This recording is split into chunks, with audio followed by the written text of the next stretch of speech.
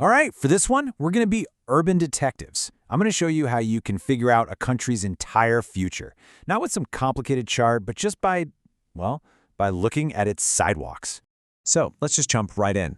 It sounds like a simple question, doesn't it? But wow, the answer, it can tell you so much. See, a sidewalk isn't just a slab of concrete. Nope, it's more like a living, breathing snapshot of a nation's whole story. You know, who's there, how they're living, and maybe most importantly, where they're going. And let me tell you, right now, the sidewalks in South Korea, they are telling one of the most intense stories of change anywhere in the world. Seriously, the clues are everywhere, just hiding in plain sight. And today, we're going to put all those pieces together. Okay, clue number 1. This one's a biggie, and honestly, you just can't miss it. It's the older generation, the silver generation, and they are everywhere. And I don't mean just sitting on park benches. This isn't a generation that's quietly retiring. No way. They are a super active, fundamental part of day-to-day life.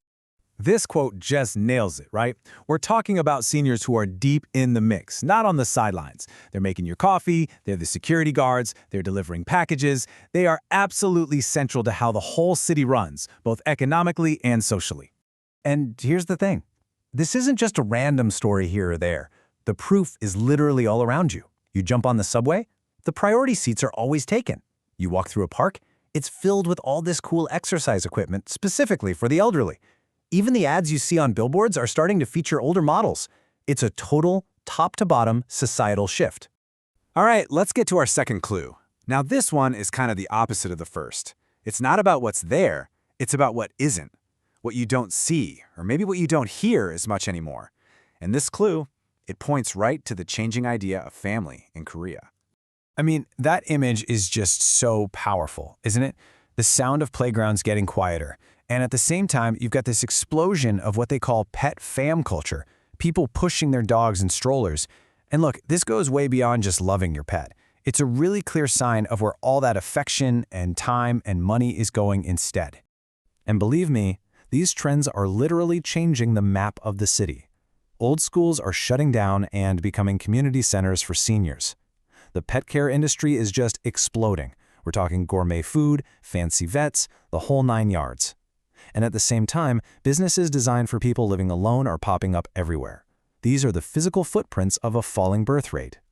Okay, so our third and final clue from the sidewalks adds another really interesting layer. You know, Korea has always been known for being, well, very homogenous, but that's changing. The streets are starting to look and sound a lot more diverse. And this description here, it really puts you there, doesn't it? In some neighborhoods, it's like a world tour just walking down the street. It hits all your senses. This is a direct result of Korea needing more workers from other countries and becoming a magnet for international students and professionals. And again, this isn't just in 1 or 2 spots. This is happening all over. Little international grocery stores are now a common sight. Government signs are in multiple languages. You go to a university campus or an industrial park, and the mix of people is just completely different from what it was a decade ago. The faces you see on the street are literally changing the face of the whole country. Okay, so let's recap our detective work. We've got our 3 big clues from the sidewalk: a population that's getting older, way fewer kids, and a growing diversity. So, now it's time to pull back the curtain and look at the numbers, the hard data that explains why all of this is happening. This is the number.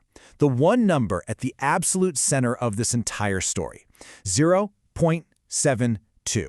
That's the average number of kids a woman in South Korea is expected to have.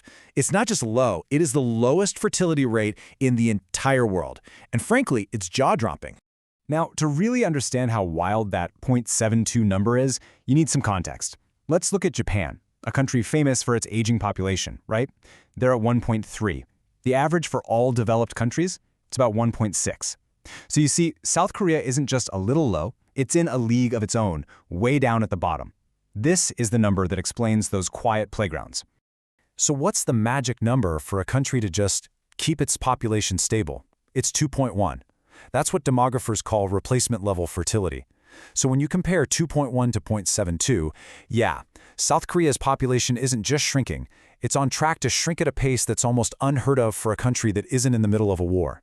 And here's what that looks like down the road. By 2050, the projection is that a staggering 40%, 40, of the entire population will be over 65. Think about that. The smaller group of working-age people is going to be squeezed, trying to support this massive retired population. This is the definition of a super-age society, and it's exactly why you see so many seniors still working right now.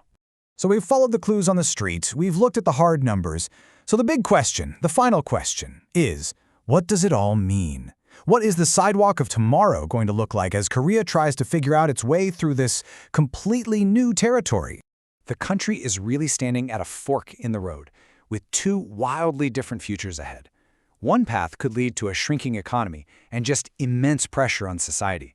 But the other path, it's one of radical change. We're talking about embracing AI and automation, opening up to immigration, and creating whole new industries based on the silver economy. I mean, the stakes really couldn't be any higher. So to get through this, there are basically three big strategies on the table. First, try to get people to have more kids with huge financial incentives, though to be honest, that hasn't really worked so far. Second, fully open the doors to immigration to fill the worker gap. And third, just adapt. Lean into technology, automation, and really build out that silver economy that caters to and employs the older population. And just like that, we're right back where we started, on the sidewalk. Look, this story is nowhere near finished. South Korea is basically a live, real-time experiment for the whole world on how to handle these massive demographic shifts. And whatever they do, whether it works or it doesn't, the results are going to be written right there on their sidewalks for all of us to read. So the real question is, what's the next clue going to be?